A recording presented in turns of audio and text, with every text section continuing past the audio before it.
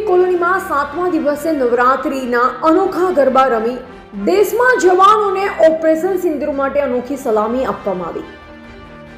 તારીખ 28 સપ્ટેમ્બર રવિવારે સમગ્ર ગુજરાતમાં નવરાત્રીના 7મા દિવસે રાત્રિના 11 કલાકે સમગ્ર ગુજરાતમાં એક સાથે સેનાના શૌર્યને સમર્થન ઓપરેશન સિંદૂર ગરબા વગાડી દેશના વીર જવાનોને સલામી આપવામાં આવી હતી।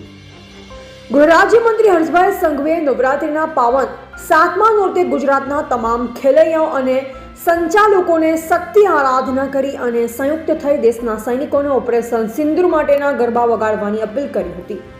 નવરાત્રીના 9 દિવસ માં અંબાની શક્તિની ઉપાસનાનો તહેવાર છે અને આપણા સૈનિકોએ શક્તિને વિજયના સાચા પ્રતીક છે। આ અનોખા ગરબામાં ઉકાઈ પોલીસ વિભાગના પીઆઈ પારેખ સાહેબ તેમજ ઉકાઈ પોલીસ સાથે હોમગાર્ડ અને જીઆરડી હાજર રહ્યા અને જીબી સર્કલના વડા એસડી પટેલ સાહેબ હાજરીમાં ઓપરેશન સિંધુના ગરબા વગાડી લોકોને એકતા પ્રતીક અને દેશ પ્રત્યેનો ભક્તિભાવને પ્રેમનો સંદેશ આપ્યો હતો। રિપોર્ટર કાર્તિક વળવી, ગુજરાત।